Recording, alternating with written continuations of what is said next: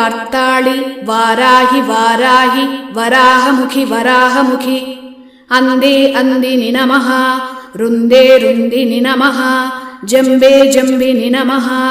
मोहे मोहिनि नमः स्तम्भे स्तम्भिनि नमः सर्वदुष्टप्रदुष्टानां सर्वेषां